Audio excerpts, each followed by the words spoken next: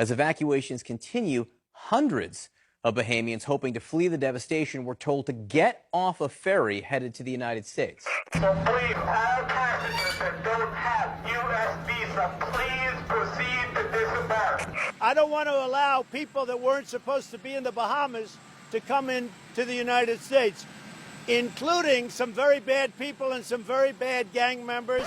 They just got a call from CBP, and CBP told them that everyone that doesn't have a U.S. visa and who's traveling on police record has to come off. So you have to take your baby off? Yes, I have to take her off. Yeah. As people tried to flee the hurricane-ravaged island to seek refuge in Florida, this happened. Proceed to disembark. That as many as 130 people left the ferry, including families with children.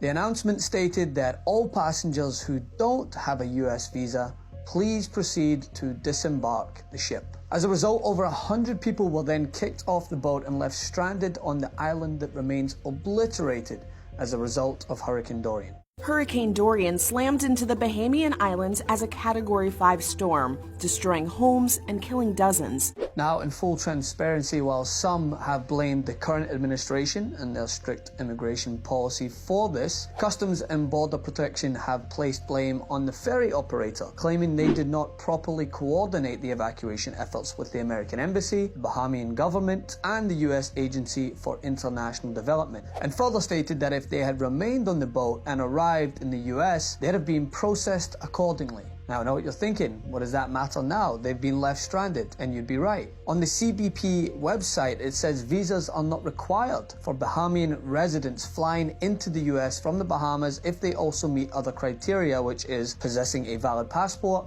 have no criminal record, and are carrying a police certificate issued within the past 6 months. However, while it is not immediately clear what the required documents are for Bahamians traveling by boat, those on board have stated in the past the requirements are pretty much the same. They need a passport and a police certificate, which those on board had. Not to mention that obtaining a visa in a place that has been ransacked by a devastating hurricane doesn't seem that feasible, does it? Especially when you're fleeing for your life. U.S. Customs and Border Protection says visas are not required for Bahamian residents flying.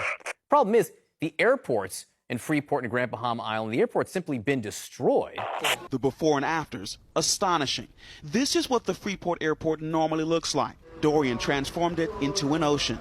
Now, while it is unclear what is being done to help those left stranded behind, one thing's for sure, and that's that this should be one of the most important and trending stories you'll see across Twitter. It definitely should be trending above Chrissy Teigen and Donald Trump going at it. But as happens all too often when the victims of such devastating tragedies happen to be those who are of colour, they're often put to the bottom of the pecking order, such as they're told to leave a boat and their message gets drowned amidst a Twitter storm that simply should not be clouding our view on what is most important at the moment.